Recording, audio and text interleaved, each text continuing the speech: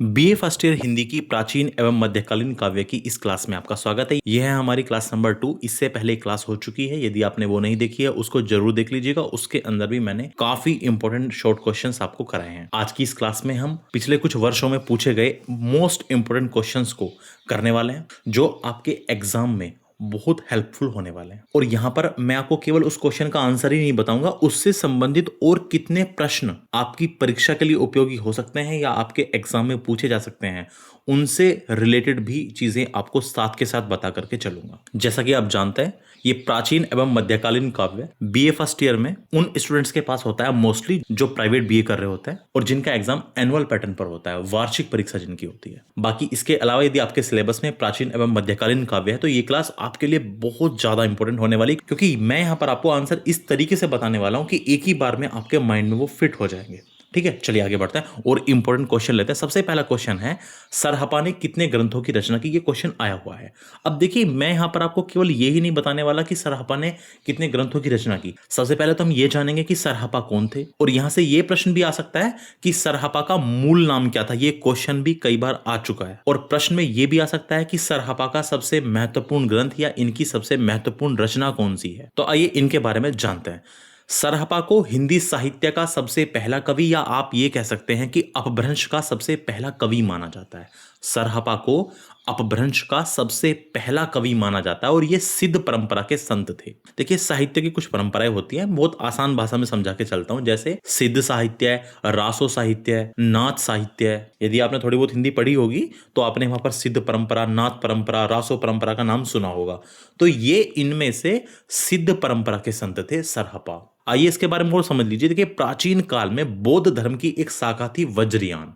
बौद्ध धर्म की ही एक शाखा थी वज्रयान, और इस शाखा से जुड़े हुए संतों को कहते थे सिद्ध। बौद्ध धर्म की वज्रयान शाखा से जुड़े हुए संतों को सिद्ध कहा जाता था, और इनकी कुल संख्या 84 मानी गई है। यानी सिद्धों की कुल संख्या कितनी है? 84, जिनमें सरहपा सबसे प्रमुख और सबसे पहले सिद्ध माने जाते हैं। अब यदि प्रश्न में पूछ ले कि सरहपा का मूल नाम क्या था, तो इनका मूल नाम था राहुल भद्र, और इन्हें सरहपाद के नाम से भी जाना जाता था। अब जो मूल प्रश्न यहां पर पूछा गया कि सरहपा ने कितने ग्रंथों की रचना की थी, तो उसका आंसर सीधा सीधा ये हो जाएगा, इतिहासकारों और विद्वानों के अनुसार सरहपा ने कुल 32 ग्रंथों की रचना की है, और इनमें उनका जो सबसे प्रसिद्ध और महत्वपूर्ण ग्रंथ है वो है दोहा कोश। तो देखिए, यहां पर आपके कई प्रश्नों के उत्तर बन गए। सरहपा की सबसे महत्वपूर्ण रचना है दोहा कोश। इन्होंने कुल मिलाकर के 32 ग्रंथों की रचना की है। इनका मूल नाम था राहुल भद्र, और ये सिद्ध साहित्य या सिद्ध परंपरा के संत थे।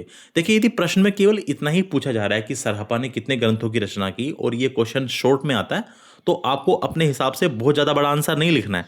लेकिन मैंने यहां पर आंसर थोड़ा सा बड़ा इसलिए बताया आपको, क्योंकि क्वेश्चन थोड़ा घुमा के भी आ सकता है। इसके आसपास कुछ और भी पूछा जा सकता है। ये क्वेश्चन 2025 के एग्जाम में आया था, तो ऐसा नहीं है कि यही क्वेश्चन सेम आ जाएगा। इससे रिलेटेड कुछ भी प्रश्न आ सकता है। ठीक है, आगे बढ़ते हैं, अगला क्वेश्चन देखते हैं। अगला क्वेश्चन है, लुइपा कौन थे? आइए अब इनके बारे में जानते हैं। सरहपा की तरह ही लुइपा भी प्राचीन काल के सिद्ध परंपरा के यानी सिद्ध साहित्य के ही एक बहुत ही महत्वपूर्ण और प्रसिद्ध कवि थे। अभी अभी हमने समझा कि सिद्धों की कुल संख्या कितनी मानी गई है। सिद्धों की कुल संख्या मानी गई है 84। 84 कवि माने गए हैं जो सिद्ध थे, जो सिद्ध साहित्य से या सिद्ध परंपरा से जुड़े थे। भले ही सरहपा पहले सिद्ध थे, लेकिन अपनी गहरी साधना और तपस्या के कारण सभी 84 सिद्धों में लुइपा का स्थान सबसे ऊंचा और सबसे अधिक सम्मानजनक माना जाता है। देखिए, जो सबसे पहले सिद्ध थे वो तो सरहपा थे, लेकिन कुल 84 सिद्धों में जो सबसे ऊंचा स्थान और सबसे अधिक सम्मानजनक रेस्पेक्टेबल स्थान जो माना जाता है वो माना जाता है लुइपा का। और इनके गुरु का नाम था शबरपा, जो स्वयं सरहपा के शिष्य थे। ऐसा माना जाता है कि शुरुआत में लुइपा एक राजा के यहां नौकरी करते थे, लेकिन बाद में सांसारिक मोह माया को त्याग कर ये सन्यासी बन गए। तो प्रश्न में पूछा गया लुइपा कौन थे, तो आप सीधा सा आंसर ये दे सकते हैं कि लुइपा 8वीं शताब्दी यानी 8th सेंचुरी के एक महान सिद्ध संत, योगी और आदिकालीन हिंदी साहित्य के प्रमुख रहस्यवादी कवि थे। आदिकालीन यानी हिंदी का शुरुआती टाइम, हिंदी के बिल्कुल शुरुआती साहित्य के एक प्रमुख रहस्यवादी कवि थे। ये बौद्ध धर्म की वज्रयान शाखा से जुड़े हुए थे। इन्हें हिंदी या आप कह सकते हैं अपभ्रंश कविता की प्रारंभिक धारा का कवि माना जाता है। उन्होंने अपनी कविताओं और पदों के माध्यम से योग, तपस्या और रहस्यवाद की बातें बहुत ही गहरे अर्थों में समझाई। उनका ज्ञान और आध्यात्मिक प्रभाव इतना अधिक था कि उस समय के कई राजा और मंत्री भी उनके शिष्य बन गए। तो यदि प्रश्न आता है कि सिद्धों में जो सबसे ऊंचा स्थान है वो किसका है? लुइपा का। इनके गुरु का क्या नाम था? शबरपा। और ये 8th सेंचुरी यानी वर्ष 700 से लेकर के 800 के बीच के एक महान सिद्ध संत, योगी और आदिकालीन हिंदी साहित्य यानी हिंदी साहित्य का जो प्रारंभिक काल था उसके एक प्रमुख रहस्यवादी कवि थे। आइए अगले प्रश्न पर चलता है। अगला प्रश्न है, सरहपा में पा किसका द्योतक है, किसका प्रतीक है? ये जो शब्द देख रहे हो सरहपा, तो इसमें जो लास्ट में पा लगा हुआ है ये किसका द्योतक है, ये किसका प्रतीक है, इसका क्या मतलब है? तो देखिए ये जो पा लगा हुआ है ये वास्तव में सिद्धों की नामकरण की एक परंपरा थी। तो आइए उसको समझते हैं, सिद्धों की नामकरण की परंपरा। हिंदी साहित्य के आदिकाल, आदिकाल का मतलब है जो शुरुआती दौर था, उसमें 84 सिद्ध हुए हैं, ये बात मैं आपको बार बार बता रहा हूं। अगर हम इन सभी सिद्ध संतों के नाम को ध्यान से देखें, जैसे सरहपा, लुइपा, कणहपा, शबरपा, डोम्बिपा, तो हम ये पा रहे हैं कि इन सभी के नाम के अंत में पा शब्द जुड़ा हुआ है। अब ये कोई संयोग नहीं है, बल्कि उस समय की एक खास परंपरा थी, एक खास ट्रेडिशन था। सरहपा में जुड़ा हुआ पा शब्द वास्तव में आदर का या सम्मान का द्योतक है, सम्मान का प्रतीक है। ये जो शब्द बाद में पा लगा हुआ है ये सम्मान का प्रतीक है। यह पा शब्द संस्कृत के पाद है। पाद का मतलब होता है चरण या पैर। इस पाद शब्द का एक छोटा या आम बोलचाल वाला रूप है पा।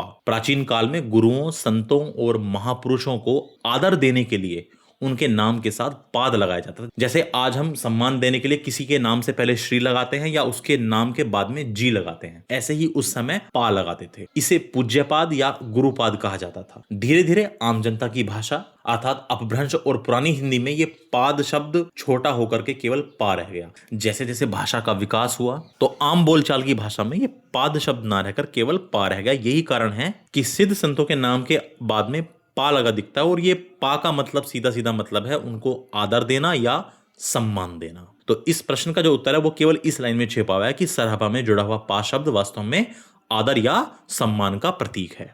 अगला क्वेश्चन है, चंद बरदाई को किन किन विधाओं का ज्ञान था, इनको किन किन डिसिप्लिन्स का ज्ञान था? आइए सबसे पहले जानते हैं चंद बरदाई कौन थे, इन्होंने कौन सी रचना लिखी, इनकी कौन सी रचना को हिंदी का पहला महाकाव्य माना जाता है, सबसे ज्यादा किस छंद का प्रयोग चंद्रबरदाई ने अपनी कविताओं में किया, और फिर बात करेंगे इनको किन किन विधाओं का ज्ञान था। आइए एक एक करके इस चीजों को समझते हैं। चंद्रबरदाई दिल्ली और अजमेर के प्रसिद्ध राजपूत सम्राट पृथ्वीराज चौहान के बचपन के मित्र, सलाहकार और उनके दरबार के मुख्य कवि थे या राजकवि थे। चंद्रबरदाई पृथ्वीराज चौहान के बचपन के मित्र थे, उनके सलाहकार भी थे और उनके राजकवि भी थे। इन्हें हिंदी का पहला महाकवि कहा जाता है। ये हिंदी के पहले महाकवि थे और इनके द्वारा लिखे गए ग्रंथ पृथ्वीराज रासो को हिंदी का पहला महाकाव्य माना जाता है। तो हिंदी का पहला महाकाव्य क्या है? पृथ्वीराज रासो। और इसको किसने लिखा? चंद्रबरदाई ने लिखा। इसके अलावा चंद्रबरदाई को छप्य छंद का सम्राट कहा जाता है। इनको किस छंद का सम्राट कहा जाता है? छप्य छंद का। छप्य छंद का ही एक प्रकार है और चंद्रबरदाई ने इसका बहुत ही सुंदर प्रयोग किया है। चंद्रबरदाई बहुत ही विद्वान और बहुमुखी प्रतिभा के धनी थे। पृथ्वीराज रासो में ही बताया गया है कि उन्हें कई अलग अलग विषयों और विधाओं का बहुत गहरा ज्ञान था। तो वो अलग अलग विधाएं कौन कौन सी थी जिनका इनको ज्ञान था, वो आपके सामने है। छंद शास्त्र, भाषा और व्याकरण, ज्योतिष शास्त्र, पुराण और धर्मशास्त्र, युद्ध विद्या, और इसके अलावा भी कई अन्य विधाएं थी जिनका इनको ज्ञान था। सबसे पहले बात छंद शास्त्र की यानी कविता के नियम। कविता को किस लय में लिखना है, किस ताल में लिखना है या किस नियम में लिखना है, इस बात के चंद्रबरदाई उस्ताद थे। उन्होंने अपने ग्रंथ में कई तरह के छंदों का प्रयोग किया है। इसके बाद बात करते हैं भाषा और व्याकरण। उन्हें संस्कृत, प्राकृत, अपभ्रंश और उस समय की आम बोलचाल की भाषा सहित कई भाषाओं और उनके व्याकरण का बहुत अच्छा ज्ञान था। ज्योतिष शास्त्र, वे ग्रहों और नक्षत्रों की चाल यानी ज्योतिष विद्या के बहुत बड़े जानकार थे। पुराण और धर्मशास्त्र, उन्हें प्राचीन हिंदू धर्म ग्रंथों, वेदों, पुराणों और इतिहास की बहुत गहरी समझ थी। युद्ध विद्या या रणनीति, वे कुशल योद्धा थे, इसलिए उन्हें हथियारों के प्रयोग और युद्ध की कूटनीति का भी अच्छा ज्ञान था। इसके अलावा भी बहुत सी अन्य विधाएं थी जिनका उनको ज्ञान था। इन सब के अलावा उन्हें संगीत और नाटक कला का भी बहुत अच्छा ज्ञान था। आइए अब अगले प्रश्न पर चलते हैं और अगला क्वेश्चन आपके सामने ये है, आदिकाल का प्रथम महाकाव्य किसे कहते हैं? तो देखिए सबसे पहले बात यहां पर यह रही कि आदिकाल कहे या पूरे हिंदी साहित्य की बात करें, पृथ्वीराज रासो ही प्रथम महाकाव्य कहा जाएगा। लेकिन सबसे पहले हम ये बात कर लेते हैं कि महाकाव्य होता क्या है, महाकाव्य कहते किसे हैं। साहित्य में महाकाव्य उस बड़ी और विस्तृत रचना, उस बड़ी बुक को, उस बड़ी किताब को, उस बड़े ग्रंथ को कहते हैं जिसमें किसी महान राजा, योद्धा या महापुरुष के पूरे जीवन, उसकी वीरता और उसके युद्ध और उसके प्रेम प्रसंगों का बहुत विस्तार से वर्णन किया गया हो। ऐसा ग्रंथ जिसमें किसी महान राजा के बारे में या किसी योद्धा या किसी महापुरुष के पूरे जीवन का वर्णन हो, उसकी वीरता का वर्णन हो, उसने कौन कौन से युद्ध लड़े इस बात का वर्णन हो, और उसका प्रेम किस प्रकार का रहा, उसके प्रेम प्रसंग क्या क्या रहे, और अन्य राज्यों के साथ उसके कैसे रिश्ते रहे, इन सभी चीजों का जिसमें विस्तार से वर्णन किया गया हो उसी को हम महाकाव्य कहते हैं। आदिकाल हिंदी साहित्य का सबसे शुरुआती समय था। जो आदिकाल है वो हिंदी साहित्य का सबसे शुरुआती समय था। इस समय राजाओं के दरबार में कवि रहा करते थे जिन्हें चारण या भाट कहा जाता था। ये वो समय था जब राजाओं के दरबार में कवि रहा करते थे और उनको कहते थे चारण या भाट। ये कवि अपने राजाओं की तारीफ में जो युद्ध और प्रेम की कविताएं लिखते थे उन्हें कहते थे रासो साहित्य। ये कवि अपने राजाओं की तारीफ में जो युद्ध का वर्णन करते थे और प्रेम की कविताएं लिखते थे उनके बारे में, उसी को कहते हैं रासो साहित्य। आदिकाल और पूरे हिंदी साहित्य का प्रथम महाकाव्य पृथ्वीराज रासो को कहा जाता है। तो यह है आपके इस प्रश्न का उत्तर। इसकी रचना मुख्य रूप से डिंगल पिंगल भाषा में हुई है। यदि पूछे कि पृथ्वीराज रासो की रचना किस भाषा में हुई है, डिंगल पिंगल भाषा में हुई है। और ये डिंगल पिंगल भाषा क्या है? ये डिंगल पिंगल भाषा है राजस्थानी और ब्रज भाषा का मिला जुला रूप। मैं उम्मीद कर रहा हूं कि आपको चीजें अच्छी तरह से समझ में आ रही हैं। आइए अब आगे बढ़ते हैं और अगले प्रश्न पर चलते हैं। अब अगला क्वेश्चन जो आपके सामने, ये भी काफी इंपॉर्टेंट है और आया हुआ है और काफी आसान है। कबीर की पत्नी का क्या नाम है? देखिए, यहां तो केवल 2025 में यह प्रश्न आया था कि कबीर की पत्नी का क्या नाम है, लेकिन इससे संबंधित बहुत सारे प्रश्न बनते हैं। जैसे अब यहां तो उनकी पत्नी का नाम पूछ लिया, पूछ सकता है कि इनके पालन पोषण करने वाले माता पिता का क्या नाम था, इनकी संतान, इनकी बच्चों का क्या नाम था, इनकी प्रमुख रचनाएं क्या क्या हैं, इस सब चीज के बारे में भी आपसे पूछा जा सकता है। आइए इनके बारे में थोड़ा सा जान लेते हैं। ये संत रहे थे भक्ति काल के, और भक्ति काल के प्रमुख संतों में इनका नाम आता है। कबीरदास जी हिंदी साहित्य के भक्ति काल के निर्गुण काव्य धारा के सबसे प्रमुख और महान कवि थे। अब बात को ध्यान से समझिए। देखिए, हिंदी साहित्य में जो भक्ति काल था उसकी दो काव्य धारा थी, एक निर्गुण और एक सगुण। और निर्गुण काव्य धारा को ज्ञानाश्रय शाखा भी कहते हैं। तो कबीरदास जी भक्ति काल की निर्गुण काव्य धारा के कवि थे। अब यहां निर्गुण से मतलब यह है कि कबीर निर्गुण ईश्वर की उपासना के समर्थक थे। वे मूर्ति पूजा के विरोधी थे और मानते थे कि ईश्वर यानी भगवान निराकार है, उसका कोई आकार नहीं है, जो मंदिर या मस्जिद में नहीं बल्कि हर इंसान के हृदय में बसा है। वे केवल एक संत या कवि ही नहीं बल्कि एक बहुत बड़े समाज सुधारक भी थे। उन्होंने हिंदू और मुस्लिम दोनों धर्मों में फैले पाखंड, दिखावे और अंधविश्वास का निडर होकर विरोध किया। जैसे भक्ति काल के निर्गुण काव्यधारा के संत थे कबीर, ऐसे ही इसकी सगुण काव्यधारा के संत थे सूरदास, जो कृष्ण भक्ति काव्यधारा के संत थे। कबीरदास जी एक संत और फकीर होने के बावजूद एक सामान्य गृहस्थ यानी एक सामान्य पारिवारिक जीवन जीते थे और कपड़ा बुनने का काम करते थे। उनकी पत्नी का नाम लोई था। देखिए, प्रश्न में तो केवल इतना ही पूछा गया कि उनकी पत्नी का क्या नाम था, तो आपका आंसर हो गया कि उनकी पत्नी का नाम लोई था। लेकिन यहां मैं आपको आंसर को इसलिए ज्यादा थोड़ा विस्तार से बता रहा हूं कि यदि इससे संबंधित प्रश्न घुमा फिरा के भी पूछा, जैसे मान लीजिए आपसे प्रश्न ये पूछा जा सकता है और ये पूछा भी जा चुका है कि कबीर का पालन पोषण किसने किया, तो इनका पालन पोषण किया था नीरू और नीमा नामक जुलाहे दंपति ने। ये दोनों पेशे से जुलाहे थे, अर्थात कपड़ा बुनने वाले थे। इन दोनों ने ही कबीर का पालन पोषण किया था।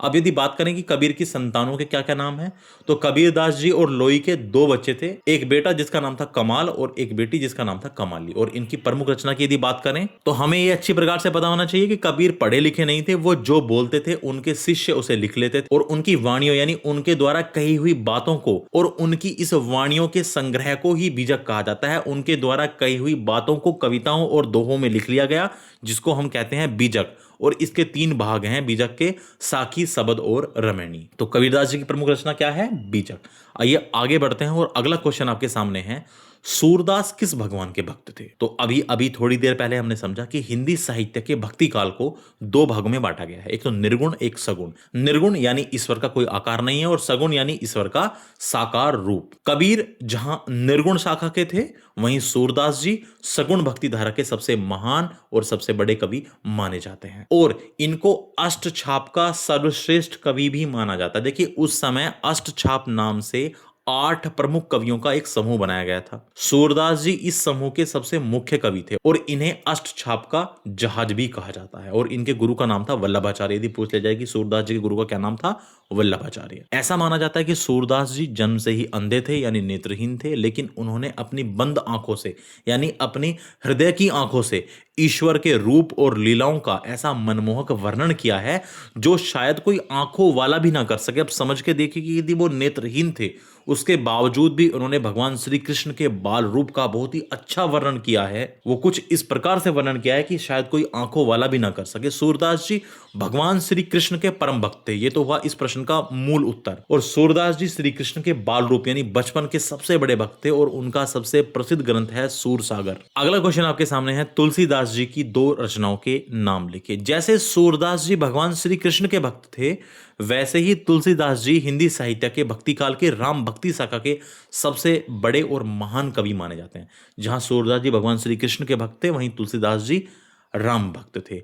इन्होंने अपना पूरा जीवन भगवान श्री राम की भक्ति में समर्पित कर दिया। इनके काव्य में भगवान राम को एक आदर्श पुत्र, एक आदर्श भाई, आदर्श राजा और मर्यादा का पालन करने वाले ईश्वर के रूप में दिखाया गया है। वैसे तो तुलसीदास जी ने 12 प्रामाणिक ग्रंथों की रचना की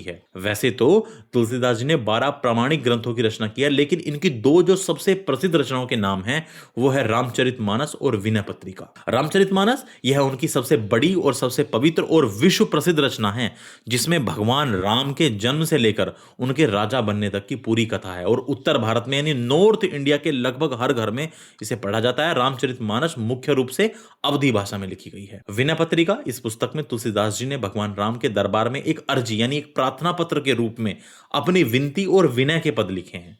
और विनय पत्रिका मुख्य रूप से ब्रजभाषा में लिखी गई है। इसके अलावा इनकी 2 फेमस रचनाएं और भी हैं, कवितावली और दोहावली। यदि आपको ये याद ना रहे तो इनको भी लिख सकते हैं।